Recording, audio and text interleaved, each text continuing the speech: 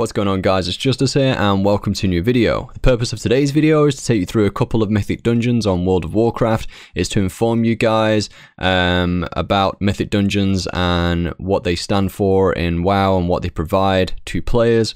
It's going to take you through the progression keystone system, how loot works, and my overall perspective and thoughts about this piece of content from a DPS point of view. More specifically, a Fire Mage, which is my main account right now. My Fire Mage is currently 954 eye level. And that's a decent eye level, I would say, in the game right now, and I'm capable of doing 15 pluses on Mythic Dungeons, which I'll go into in a second.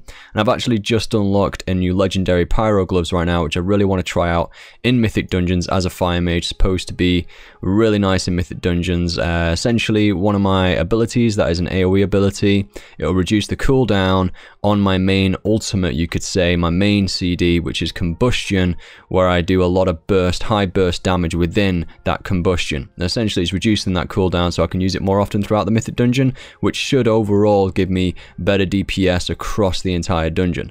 But yeah, the majority of you are RuneScape players and you've clicked on this video because the idea interests you. And so I'd just like to explain my experience as an RS player myself of the Mythic Dungeon environment and what it offers. I'll also be matchmaking with PUG teams, i.e. using the pre-made group finder. And one of my goals is actually to get a 2k plus score in Mythic Dungeons. And for any avid Mythic runners out there who do play WoW, you'll know exactly what I'm talking about. And it's a website that I came across due to when I was starting to get to higher keys on Mythic Dungeons, people were requesting to know what your score was. And essentially, it gives you an overall score, an average score, based on the level of keystones that you've done across all of the dungeons. And my goal is to get 2k plus, and the easiest way of doing that is by completing like a 15 plus on the majority of the dungeons. So Mythic Dungeons, what exactly are they? Well, on World of Warcraft, essentially, with the Legion expansion, brought Mythic Dungeons. They start off as Heroic, and then they go to Mythic, and then you get a keystone when you complete your first Mythic, and you can escalate that keystone. Every single time you complete a dungeon, depending on how quick you complete it, it will ramp up your key. So if you complete it in the fastest time possible, it will ramp it up by +3, and therefore the difficulty increases. And by that, I mean the health of the mobs and bosses increase, and also the damage that they deal to players. On top of that, as you reach certain benchmarks within Mythic Dungeon keystones, they'll unlock more affixes and moderators that will affect how the environment responds to you. And there'll usually be environmental affixes that will really change the dynamic of the fight. So the mechanics of the bosses and the mobs themselves stay the same, and that's to provide consistency to the player, but the affixes really make the dungeon feel different as you're running through. And I'm not sure what the affixes are this week, but we'll find out, and you'll understand what I mean when I showcase a few dungeons for you. But yeah, just to quickly go into this to wrap up the introduction, these are all of the Mythic Dungeons that are currently in the game of World of Warcraft in the Legion expansion. Overall, there's like 12 Mythic Dungeons really that escalate with the keystone. Assault and Violet Hold doesn't really count as one which you don't get a keystone with that, I don't think. So there's 12 Mythic Dungeons, and there's a lot to offer within these. Straight away, my favorite dungeons out of all of these are Halls of Valor.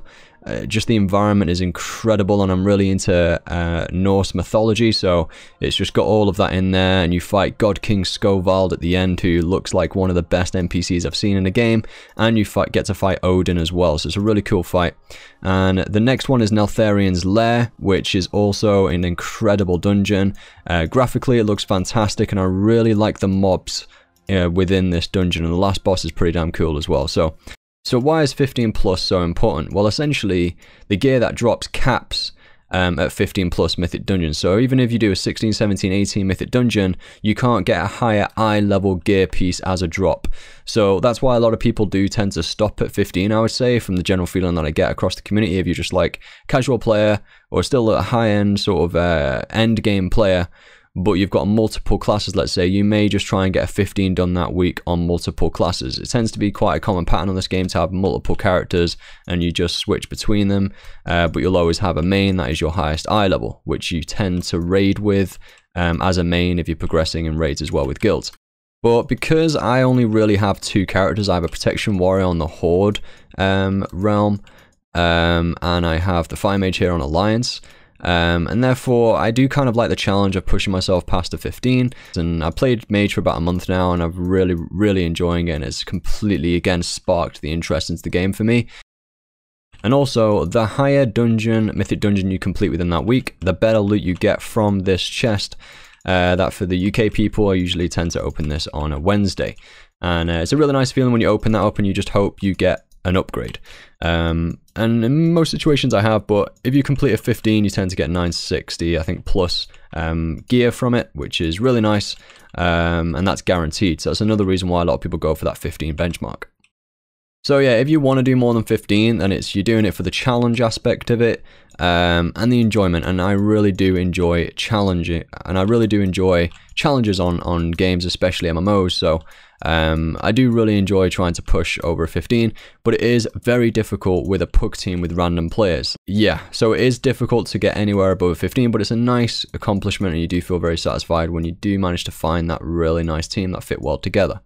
And also, the concept of Mythic Dungeons will be carrying through into the Battle for Azeroth expansion that's going to be with us in less than 3 months. I cannot wait for that. I think it's going to be 14th of August, and I cannot wait to play that on release with millions of other people as soon as that sets off. It's just going to be a great experience, and now that I actually have an understanding of the game and I have a class that I really like, it's going to be a nice kickstart on that expansion with an understanding of how to play the game, and then I can just really thoroughly take it all in. I cannot wait for that. Alright guys, we have actually managed to get into, due to my negotiation skills, I've completed an 18 Neltharion, so check my score out. It is kind of nice if you're trying to find PoV teams to build up a score, because you'll get into teams easier, and it kind of how it works, and it's quite nice. But yeah, so I basically said completed 18 Neltharion, so from memory, check my score out. Love this dungeon, which I do. So I've been invited. I'm just going to say hi to them. Yo guys. Okay, there we go. Alright, I have no idea how long this video is going to be. I'm going to really cut it down. But I'm trying something new as well because I'm live commentating. So, we've got Neltharion's Lair, guys. Yes, this is my second favorite dungeon in this game. Okay, so I'm going to make sure that I eat some food. So, if you eat some food, it'll give me some extra health. And also this one in particular, if I spend at least 10 seconds eating, I will become well fed, and I gain 375 critical strike for 1 hour. So the more crit I get, the better, because my whole class is based around crit. I get more procs, and it's all about reacting to procs for my class. So I'm gonna ready up. I'm gonna drink this potion as well. That gives me more intellect, essentially more damage for an hour as well. It's like an overload, but it just lasts for an hour. It's quite nice. In terms of bosses, we've got 1, 2, 3, 4 bosses in this dungeon. A lot of it is quite mob heavy in this one. So we've got 33 minutes or so to complete the dungeon. I think it started on 35. There's a lot of ARP role playing in this game and stuff, and cutscenes. So let's see how fast we can do this. I've not checked the eye levels of people yet, so we'll just see how it's going to go. I don't know what affixes it is either, and I feel like it's skittish because these guys are running after me, which means, oh god, it's quaking as well. Holy shit, that's a lot of damage though. Look at my damage on there. So the damage meter is in the bottom right, guys. That shows the DPS, and it shows overall damage as well.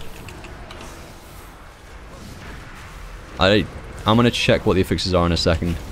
I'm still quite inexperienced in this game, so I don't know what they are just by looking at them necessarily. Okay, it's fortified, which means the mobs have higher health.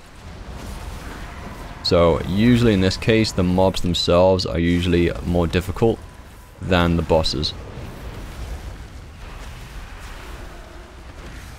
So yeah, I've not even used my combust yet because I've been chatting. Completely forgot it even exists. But I'll save it now. Alright, it's the first part over. Okay, so what have we got? Bursting. Okay, I've never played with bursting. When slain, non-boss enemies explode, causing all players to suffer 10% of their max health in damage over 4 seconds. Okay, so it's like a bleed over time effect. Right, so I don't really want to be near other people in the team. Okay. Oh god, crawler's running to me. And I'm guessing that's quaking, right? Yeah, it's quaking. Periodically, I'm getting killed.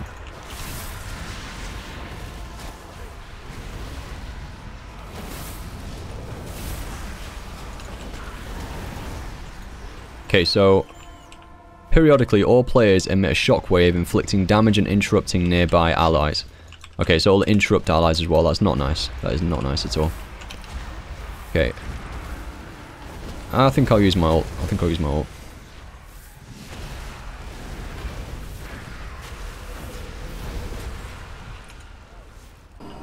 Okay, the affixes aren't that bad, to be honest. Like, they could be worse. I think you just gotta stay spread out. Essentially, it's 2 affixes where you don't want to be next to somebody. I don't know why I'm not getting healed. I feel like the healer could be... Is the healer or the healer's dead? That's why. Okay. So, basically, this is the boss health in the bottom right.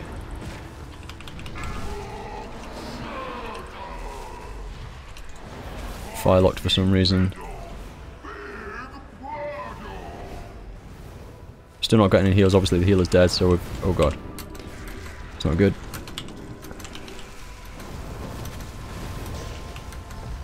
Everyone's dead.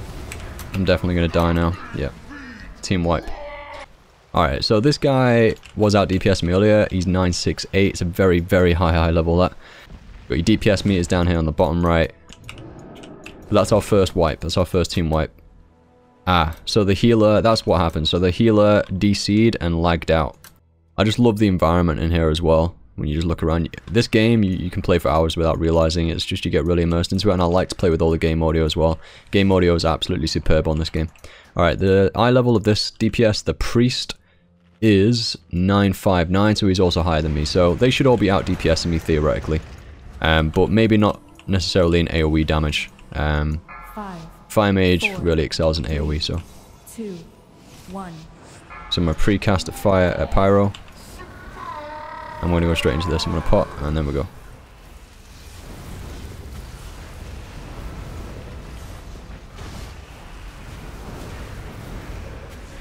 I'm doing some massive damage there. Holy crap.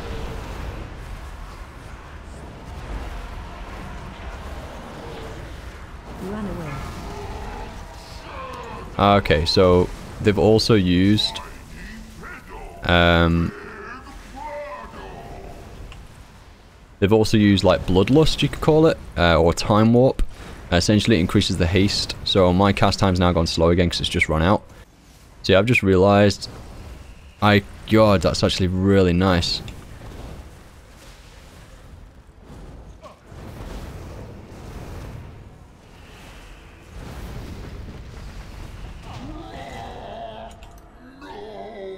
That was pretty awesome. I really enjoyed that. We're not going to pull those two. You don't have to pull all of the mobs. You can be select with what you pull. And that's what this count is all about. You just got to make sure you kill at least 100% worth of adds throughout the dungeon in order to complete it, as well as the bosses. So there's like those prime routes that everybody kind of knows. And that's what it's going to be like in Elite Dungeons on RuneScape. There will be some prime routes that you'll come across and you'll find as a player. And you'll want to take those routes. Oh my god, I'm fire locked. Why am I getting fire locked so much? Actually, is that the quaking? Because I never usually get fire locked in this game, like on this dungeon, so I have a feeling that's quaking. This guy can be a bitch. The Vile Shard Hulk. This guy can be a real bitch. For tanking.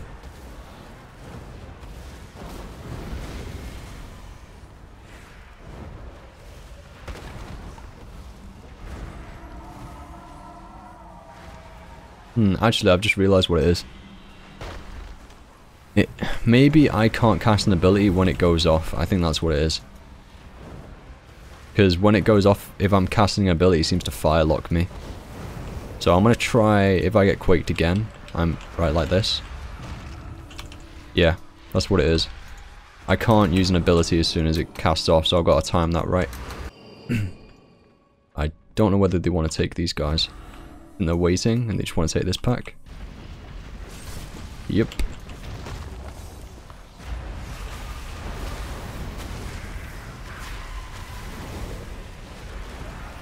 Ow, that hurt a lot.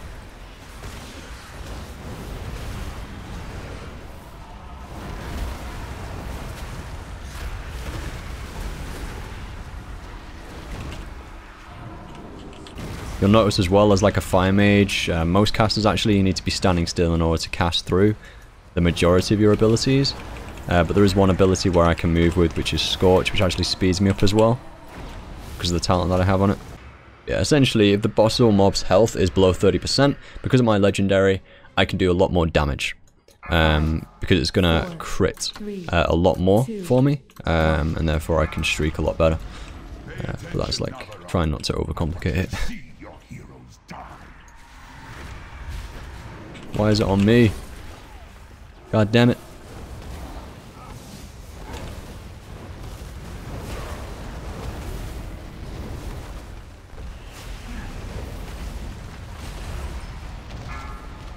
Oh, fuck me. I'm an idiot. I've really got to stop casting at that point.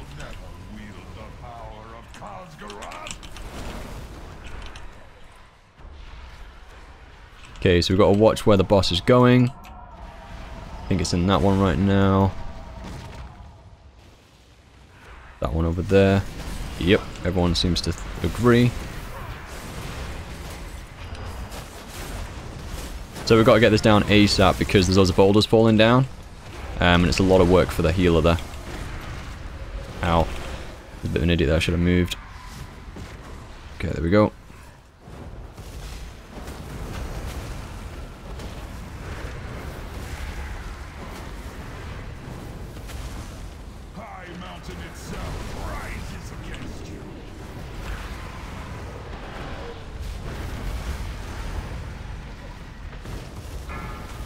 Only just got that out there before I got fire locked.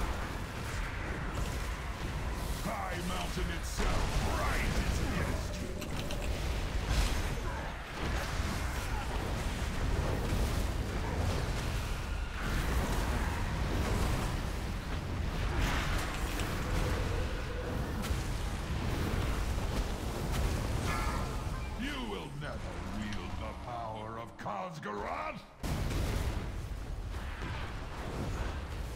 So this is what it feels like to break. Look at him, he's basically the boss right now is like trying to, yep, he's got him. The boss is basically trying to eat him. You see the tank's health there on the left hand side is just really low. The tank was just like trying to run for his life there. Sorry, heroes. It appears the treasure you seek will be found on the other. Yeah, that Frost DK is going absolutely ham. 2 million there. He's doing really crazy damage. I mean, he's got crazy gear as well, so it's expected he definitely knows what he's doing to be able to get that gear as well.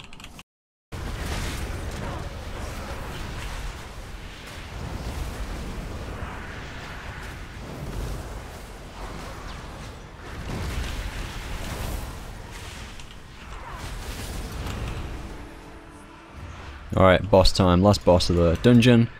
Dog roll. 5, 4. This is a really fun fight. 2, 1.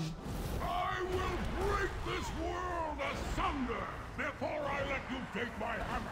The mountain will Okay, so I've got 15 seconds to my combos and 12 seconds from my rune of power. Okay, so at this point we've got to try and kill this big ad.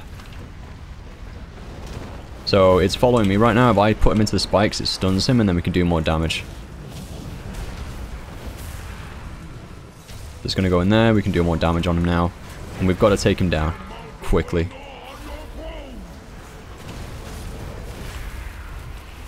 It's kind of annoying how they went into my... It's kind of annoying how I got the spike there. Because I need to stay in my rune of power. It's like a mobility penalty for me.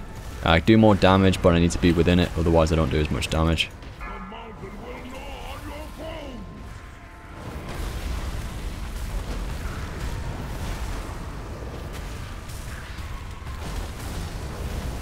4, 3, 2, 1. Okay, so we've got to hide behind the spikes now on this attack, otherwise you die, because it's a lot of AoE. But you can keep attacking through the spikes. And I'm fire locked again. An idiot. Okay, so now we've got to target the golem once it spawns. There he is. Alright, I'm gonna completely wreck him now with Combust.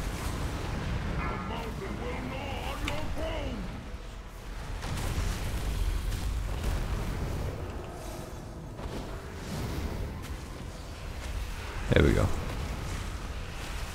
He's gonna get stunned. Okay, now we can do more damage on him as well.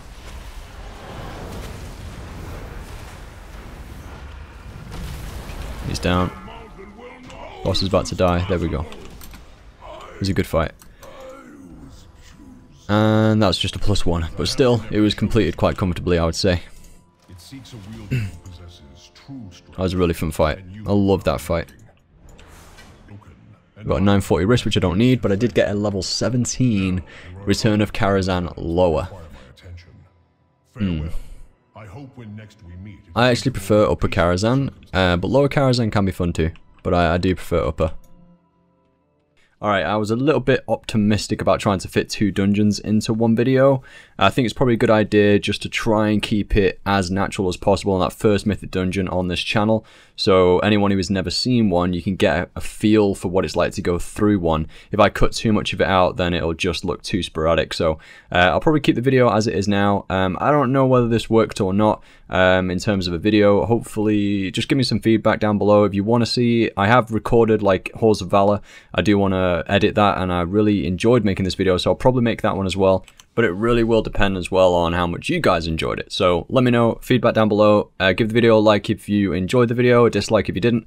And yeah, I'd appreciate the feedback. So I'll see you guys in the next video. And I'm enjoying this at the moment, so we'll see how it goes. I'm just going with the flow right now and making videos when I've got time. So thank you very much for watching. Appreciate you guys being subscribed, and I'll see you in the next one.